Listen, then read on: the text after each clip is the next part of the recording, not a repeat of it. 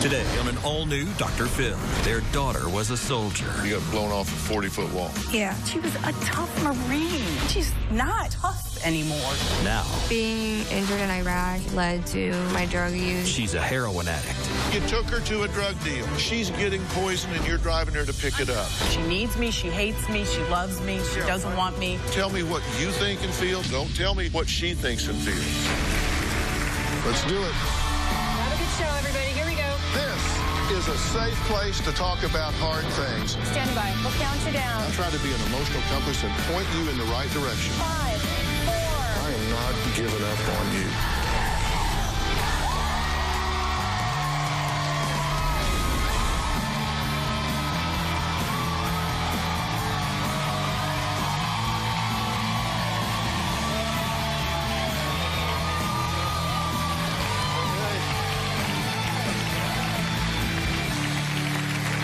My guests today say their daughter fought in Iraq.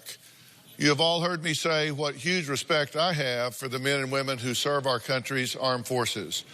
But parents Bill and Marlena say their Marine daughter is now home from the war and fighting a losing battle with drugs. Now, Mom and Dad say that during her first tour of duty, Courtney was severely injured and after surgery became hooked on prescription pain pills, and that led to what they say was an addiction to heroin. Now, Bill and Marlena now say their once happy and proud daughter is an angry, volatile addict who is headed to an early grave if she can't conquer her demons and conquer them soon, because this is unwinding fast. Take a look.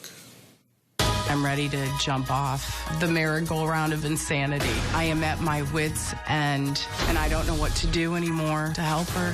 My daughter, Courtney, joined the Marine Corps after 9/11, proudly serving her country. When she got out of the Marine Corps is when things went amok. Her addiction started with opiates, because she had shoulder damage from being in the Marine Corps. When she was in Iraq, Courtney started using pain medicines. Courtney had a problem after a while getting prescription pain medicine from her doctors, so she eventually turned to heroin. The problem is her mother and I can't get on the same page on what should be done. It's been going on for way too long. Courtney's been to detox at least 8 times, but she keeps slipping back into the same pattern. Courtney was a very happy, energetic, and fun-filled child. She did a little modeling. I just keep thinking of 9 years of this craziness. This is really the end of the road for you. I know her body will always crave it because heroin is such a wicked drug. What breaks me more than anything is she's got track lines all up her arms and on her legs. The sad thing is, Courtney, she went from being an outgoing, funny, beautiful girl to someone who is so volatile. She's just a complete nightmare. There's so many layers of why she's doing drugs, and I get that. I want my daughter to stop doing drugs. This is our last chances to reach out and save our daughter. I don't know how much longer she has on this earth. Well, Bill has an opinion here, and he says Marlena is an enabler who is standing in the way of Courtney's recovery. Marlena says she cannot turn her back on Courtney the way Bill has. I believe Courtney cannot get better because Marlena enables her. I do not like the word enable. Bill has not been around, so he cannot judge me. Bill and I separated when Courtney was 6 months. My relationship with Courtney is distant. It is very difficult to communicate with Bill about our daughter, Courtney. I'm torn between helping Courtney and him saying I should be doing it in another way. Marlena wants to blame everybody else for Courtney's problems. It always seems like it's somebody else's fault. Okay, I'm starting with the two of you without Courtney here, and Courtney is not watching right now. She's not listening, because I want to talk about her. I want to talk about her candidly. You say that Marlena is enabling her, that she does everything for Courtney, that she takes her to get drugs. She gives her money, that she does things that keep Courtney from having to stand up and stand on her own 2 feet and do what she needs to do. Is that a fair summary? That's a fair summary, yes. Okay. Take your own inventory. Is he right? As far as getting the drugs and everything, but it wasn't like I was handing out, here you go, here you go, here you go. I mean, I fought it a lot. But you have given her money when you knew she was going to spend it on drugs. I gave it to her because she would make up stories and say the drug dealer's coming. I know that. Look, I am totally guilty of it. That is not an essay question. I know. That is not an essay question. I know. Look at me. I know that. No, look at me. You have given her money when you knew she was going to spend it on drugs. Not on heroin, but drugs. Yes, drugs. Yes, for giving it to her. Yes, I enabled her. Have you driven her to parts of town where you, in fact, were scared for your own safety? But I didn't know it at the time. I'm not sure I even want you out here when she comes out here if you are deluding yourself in this way. You know you have driven her to parts of town to see drug dealers. She gets out of your car, gets in another car, gets back in your car, and leaves. What do you think she was doing in there? Playing dominoes? No, she got drugs, yes. And you knew that. You took her to a drug deal. Yes, it's sick, isn't it? She's getting poison and you're driving her to pick it up. I know, and that's why I stopped doing it. And shame on me. Well, you did the best you could at the time. That was Look, I'm not here to throw you under the bus. No, I'm not saying you wouldn't fit nicely, but I'm not here to throw you under the bus. You did what you did at the time, but we're here now. You got to have a different mindset at this point. You're going to bury your daughter if you don't stop doing what you're doing. I'm sorry. And you're quick to take her inventory. You're quick to take her inventory, and you have lots of advice for your daughter and lots of criticism for your ex-wife. But if you're so smart, why haven't you got this all figured out? I didn't really know what to do. I mean, I have advice for Courtney, and we need to do this and this, but I can't make her do it. Well, she tells us you think you're Dr. Phil and you're just full of advice, and she doesn't listen to a damn bit of it, but you take her inventory all the time. And correct about that, yes. I am someone who, you know, again, I try to reach Courtney all different ways. I wrote to the show because I didn't know what else to do. I wanted just this, you know, the opportunity, and Marlena and Courtney, and to see if we can do something to help our daughter get better. I'm just trying to help her. I mean, she was a Marine, a tough Marine, and she's not tough anymore. She's very weak. And when she's telling me drug dealers are going to beat her up and they're coming at her, it's like, oh, yeah, I did. I paid them off just to save her from being one of the differences, killed or whatever. One of the differences, easy to say when you're on your side. Right. Bill. One of the differences that we both have, and Courtney knows, I've said this too, her mother wants to believe everything she says, even though she knows quite often it's not. I don't believe anything she says. I'm guilty because everything she does, I blame on drugs. But I say whenever it's drugs, she it says does something that. truthful, well, you don't even hear it or listen to her. You don't. Bill, I talk to you. Yeah. And you know, I'm talking to you, just coming over here, and you've got your little thing in your ear, and you're just, you know, you're in another world. Your life is a vacation. His life is a vacation. Can we not put aside all this agenda? You think he's a know-it-all. Well, his common phrase from him about you was enabler, enabler, enabler, enabler. Know-it-all enabler, know-it-all enabler, know-it-all enabler. Okay, so fine. We're going to find out because Courtney's coming out here, and I don't want these two to waffle, not even a minute. We're going to meet Courtney right after the break.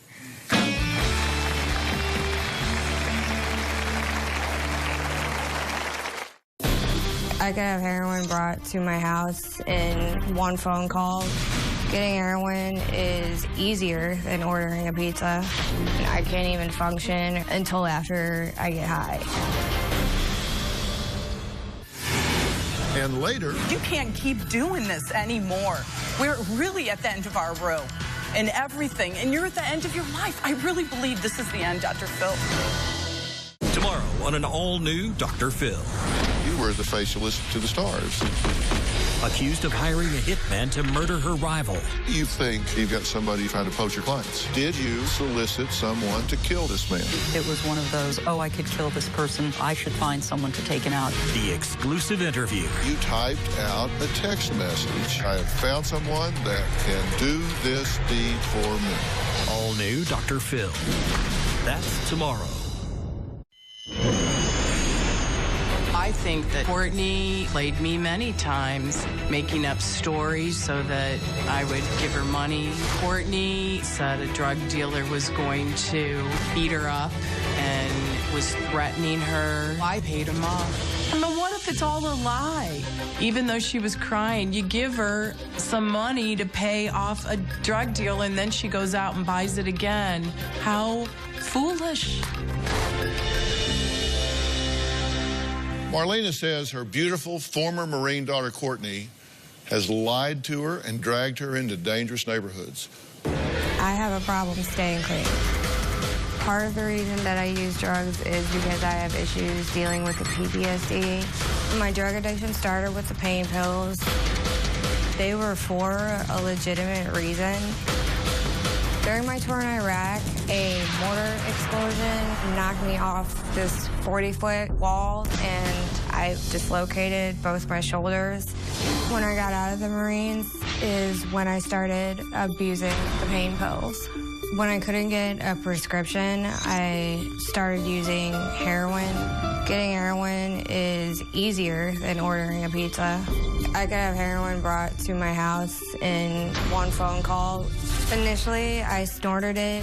I started injecting it. In the beginning, it feels really good. It's like having sex and winning the lottery, like at the same time.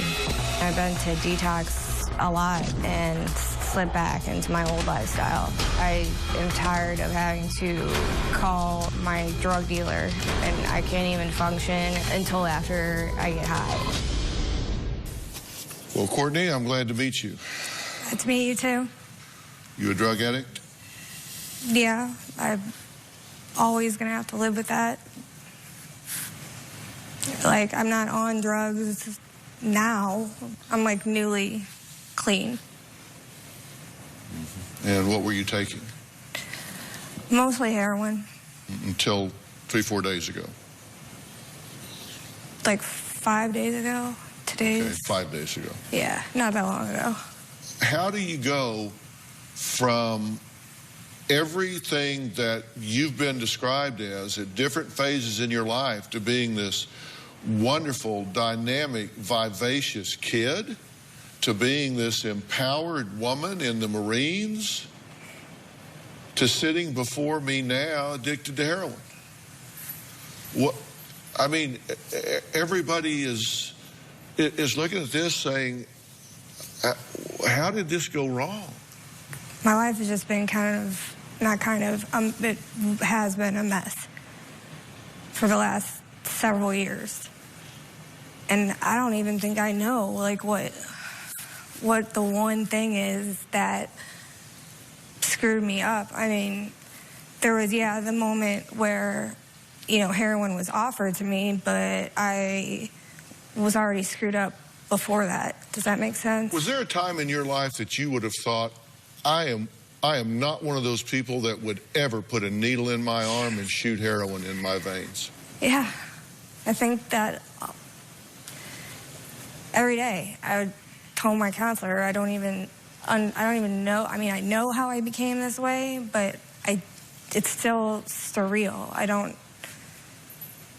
I cannot believe, like, I'm the same person. And, my friends that were in the Marines with me, they don't understand it. They're like, what is wrong with you? Like, who is this person? And I don't even know. I don't know. Take me through the first moment, the first time you put that needle in your arm. What did you think at that moment? Problems solved. No more pain, no more panic attacks, no more feeling any kind of emotion. It was like putting big Band-Aid on everything. So you didn't think that was a low spot? You thought that was a solution?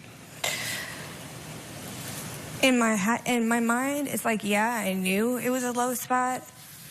But when I initially started it, like, I started snorting it. So I was like, oh, well, you know, at least I'm not one of those people that inject it, you know, because that's really screwed up. As messed up as that thinking is, like, but just the way it made me feel, it made me think, like, well, at least I don't feel bad right now. And it just, then I became one of those people that injected it. And even though I said, oh, I'm never going to be like that, and I just kept, like, reaching new bottoms, bottom after bottom. I don't even know if I have a bottom, truthfully. What is the absolute lowest point that you can think of? Be honest. Probably when I overdosed and almost died, and I was in a coma for like 3 days, and my organs were failing. But even after I woke up, I still went out and I wanted to get high again. Courtney says one night in particular changed her life forever, and she fears she will never be able to move past it. We're going to talk about that when we come back.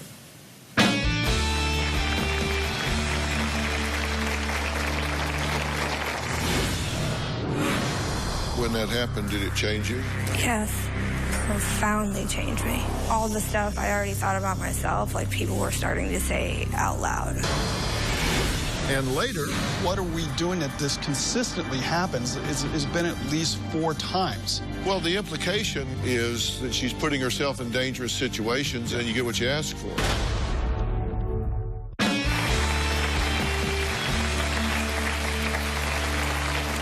Courtney says joining the Marines and serving her country was the best, most meaningful time of her life. But during a weekend trip with her fellow Marines, one soldier did the unthinkable and changed her life forever. Serving in the Marines was the best and the worst time of my life. I was raped my first year in by another Marine.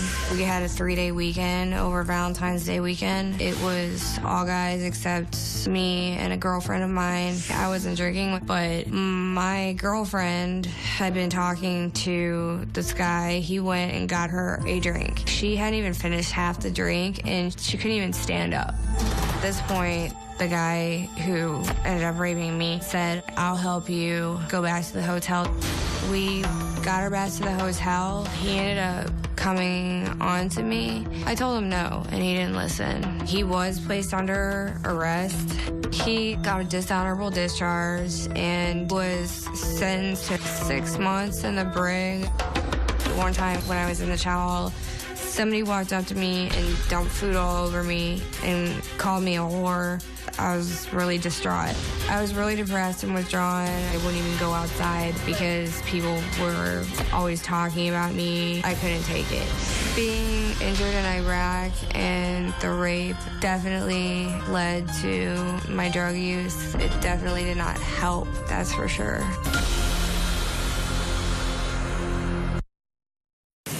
When that happened, did it change you? Yes. It profoundly changed me. In what way? In the way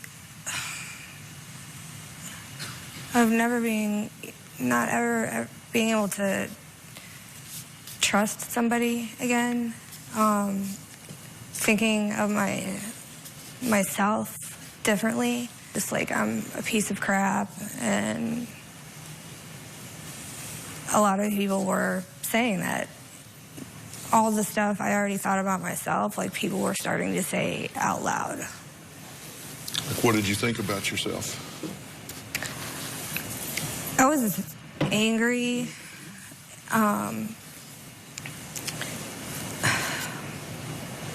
just so many emotions, like, mixed into one. I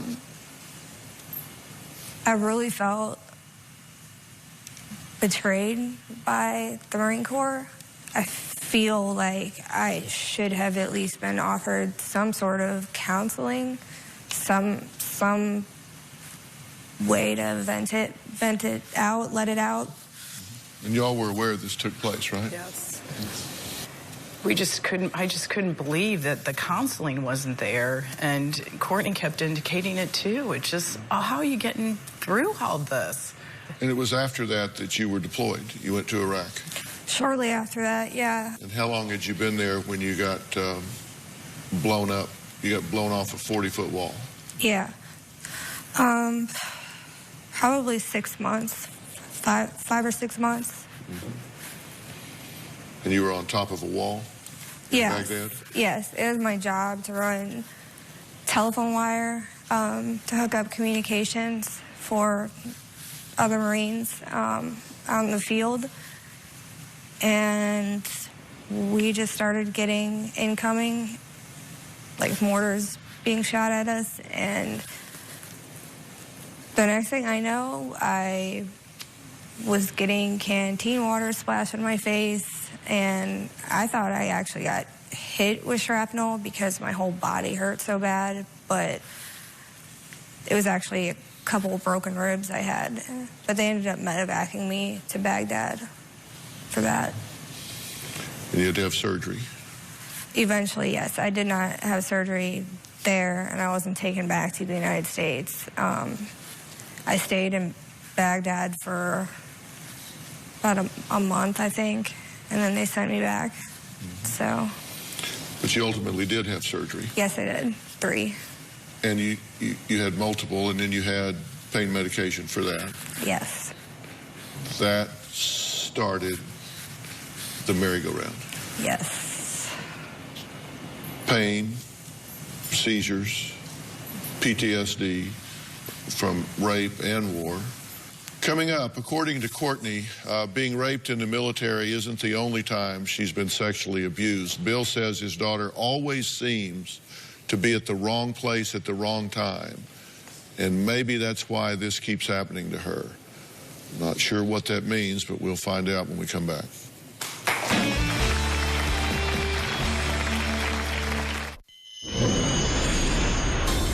Bill questions the other rapes.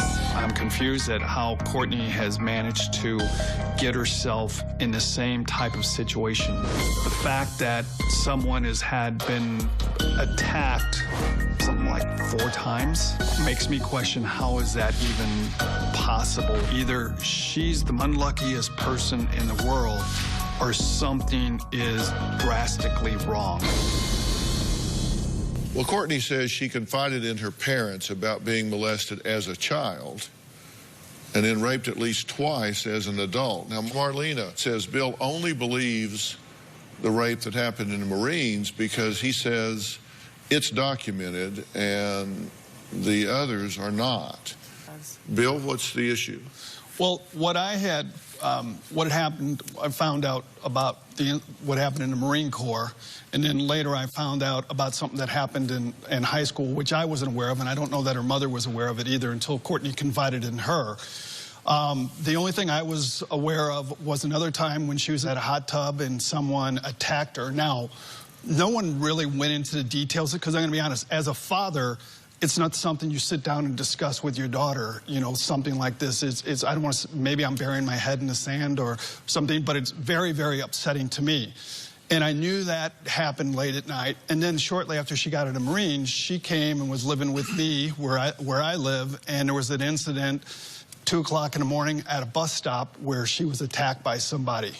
And so my question, or what my concern, and I think I asked Marlena, is what are we doing that this consistently happens? It's been at least 4 times.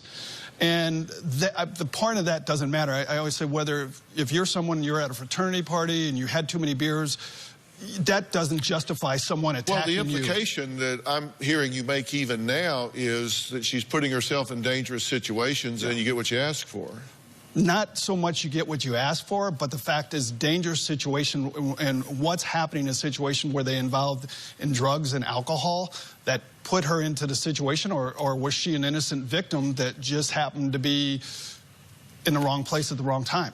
The other 2 rapes, Courtney never told them to me, and the only way that I knew them was out of her military records when they were all released. And then as I was going through some of her journals and read a little bit, she had indicated it, and then later Courtney, I asked her about it, and she did share with me what happened. And the one with the child sexual assault told her that she was going to go to hell if she told anybody. So for years she kept this inside of her, and then when she was raped in the Marine Corps, it was like everything, the shame, the guilt, the ugly, the damaged goods Courtney always says about herself and how much she hates herself, and it just, the 3 sexual abuses that she's had it really destroyed this psyche of this person inside of Courtney, and then being out of the Marine Corps and then escaping all of it,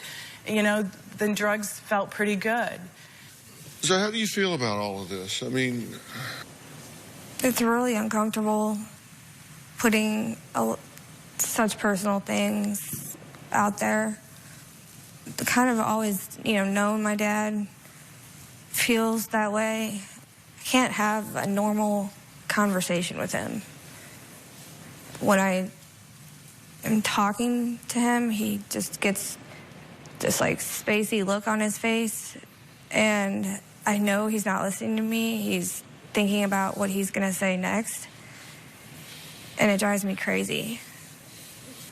It's like how I was interviewed earlier for the show. With him, it's like I'm always being interviewed about to go on the Dr. Phil show. I really believe this is the end, Dr. Phil. This way is death. You've got to wake up and say, I want to live. Tomorrow on an all-new Dr. Phil. Accused of hiring a hitman to murder her business rival. An exclusive with the Hollywood facialist. you typed, I have found someone that can do this deed for me. That's tomorrow. My relationship with Courtney is not the same. I think she doesn't like me. Sometimes I kind of feel like my mother is delusional because she will say really hateful things and she'll say she didn't say it. The text messages that Courtney sent me are extremely hurtful. I've never had anybody talk to me that way. She called me a moron. I do believe it's the drugs that are talking when I'm being cursed out by Courtney. Why do the two of you have such a combative relationship? I wouldn't describe our relationship as combative. I mean, honestly, if I wasn't on drugs, I don't think I would say any of the horrible things that I've said to her. Well, boy, I pulled up some of your text exchanges. They're pretty combative. And recent, last week. You had this exchange October 1st. Marlena, are you going to blank because I will literally shut you out of my life? Think before you text me your answer. What are you talking about here? Detoxing.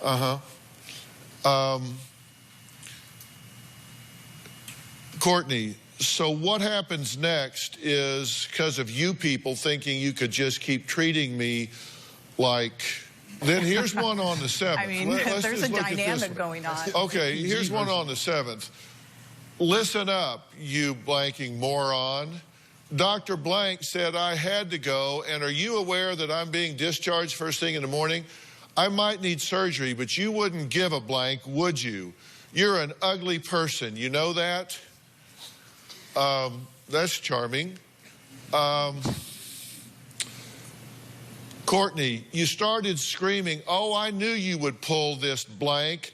You got to be blanking kidding me. No, no, I'm not taking you.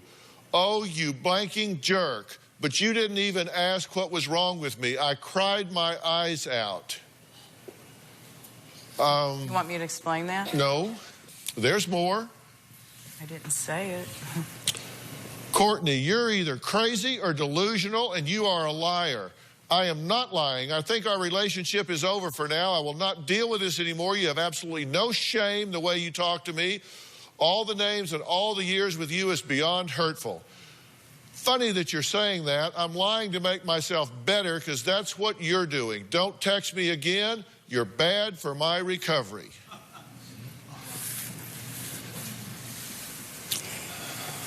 That's why I say combative. It's dysfunctional, and she loves and hates me. There's a love-hate relationship. She needs me, she hates me, she loves me, she doesn't want me, she wants me to stop. Why?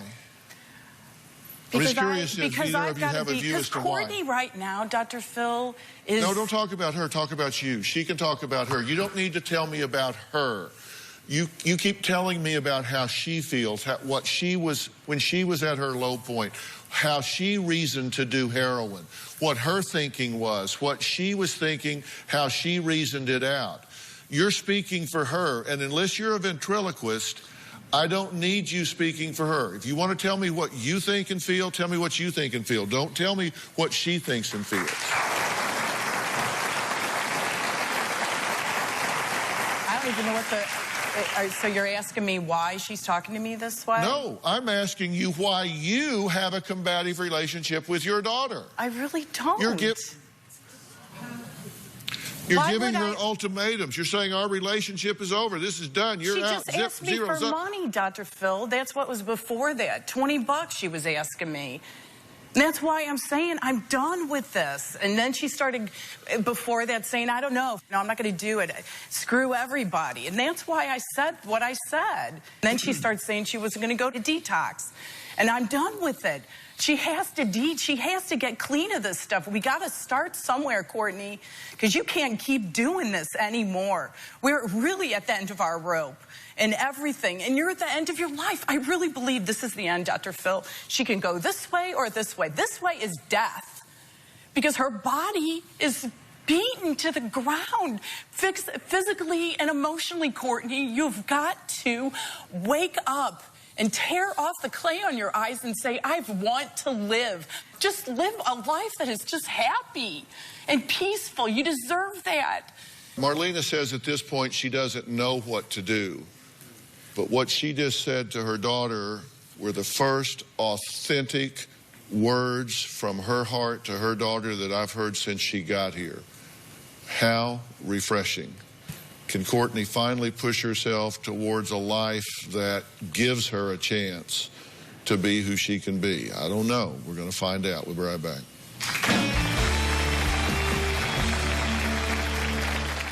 Do you need Dr. Phil's help? Text Phil to 88500 and share your story for a chance to appear on the show. Standard message and data rates may apply. If you are going to be in the Los Angeles area and you would like free tickets, go to drphil.com and click on Be in the Audience. Or you can call 323-461-PHIL. That's 323-461-7445. My dad thinks he's Dr. Phil, and he is always trying to fix me. I know I drive my daughter Courtney crazy because I'm always giving her advice on what she should do and how she can fix her problems. It's extremely irritating to me when he does this. I use a lot of analogies with Courtney. I told Courtney, you're like a hamster on a wheel. No matter how hard you run, you're not getting anywhere. You're staying in the same place. It's just unsolicited advice, and it very much pisses me off. Well, Bill says he turns his phone off at night because he's scared he's going to get the call that says his daughter is dead. Marlena says Courtney is drowning and she cannot watch anymore. I can't. I try to grab for her, but she doesn't want to grab my hand. That's what I feel.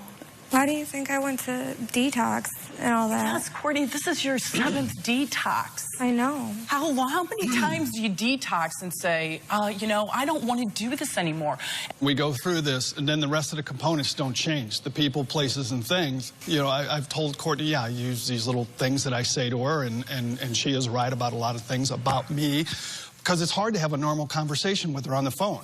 If she does answer my phone calls or texts, it's usually, quite honestly, I think a lot of times she's high, because she's very talkative and on the phone and friendly, but then she brings up something and it kind of puts me on that end of, hey, Courtney, why don't you try this? Why don't you do this? Why don't you do something different? Okay, well, that was then, this is now, and I want to talk to you. That's messed up. If I'm in a good mood, can't I just be in a good mood? Like, it doesn't have to mean I'm high.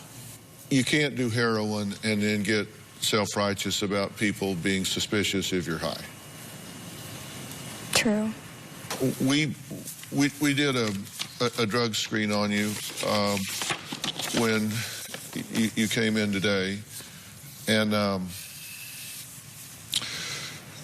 you say you're taking a medication. You actually don't have that in your system. So you certainly don't have it at therapeutic levels, so you're not taking enough of it if you're taking it. But you did take,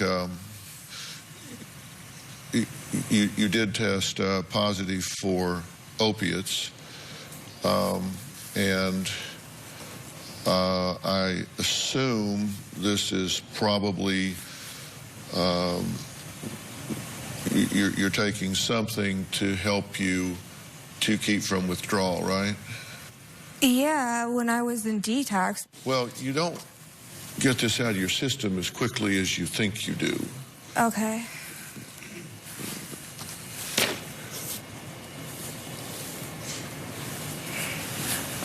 If you leave here today and just go back to your life, where do you think you'll be in a year?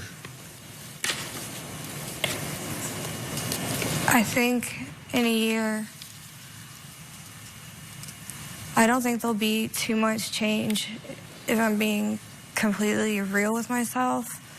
I don't really see, like, after I've been doing heroin for so long, I don't really see some momentous change occurring by next year.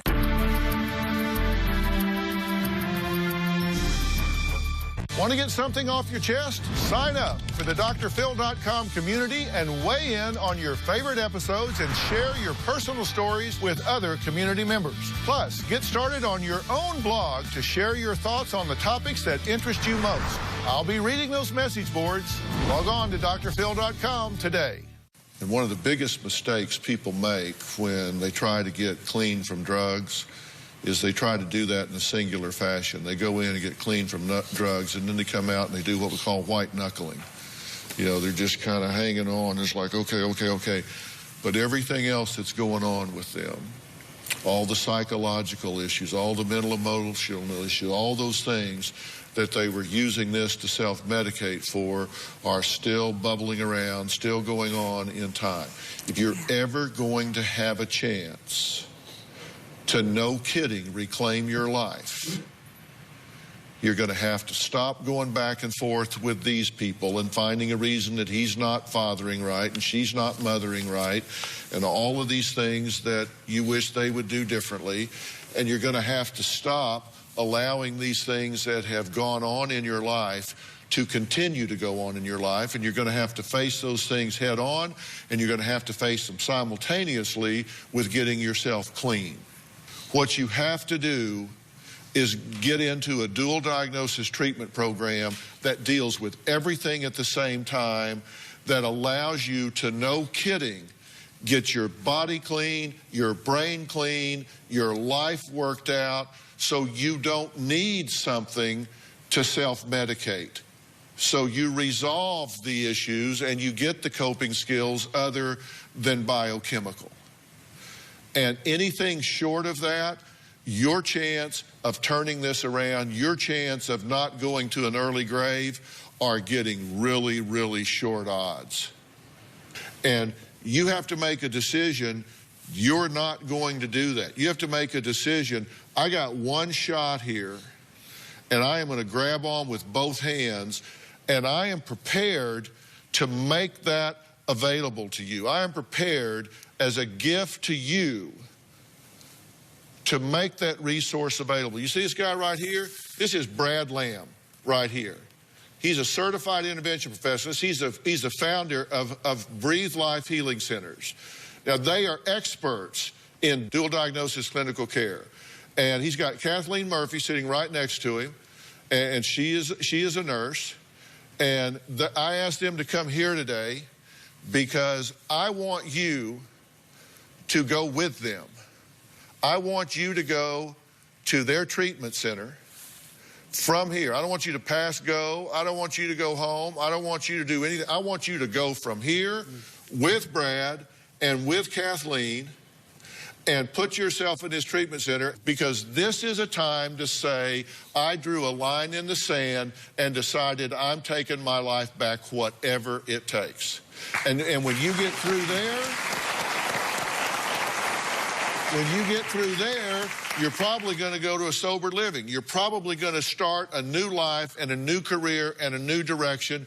Your life a year from now is probably not going to look anything like it looks right now. Brad, can you help her? You bet. I built Breathe for a person just like you who's struggling with trauma and gets addicted and cannot get out of it, and also for a family like you that's stuck in the drama of it. I'm offering you this gift. Will you take it? Yes.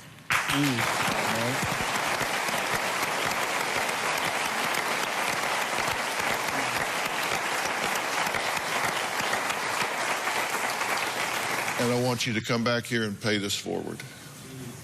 I want you to come back here. You're a leader. You can use your life. And I want you to do it. I want you to do it here. But it starts with you. You do this with you first. Fair enough? Yes. Fair enough? Yes. All right. Thank you so much. I want to thank all of my guests today, and a special thanks to Brad Lamb and the Breathe of Life Healing Centers and taking care of this brave soldier. We do thank you for your service, even though not everybody seems to be acknowledging that. I damn sure do. We'll see you next time.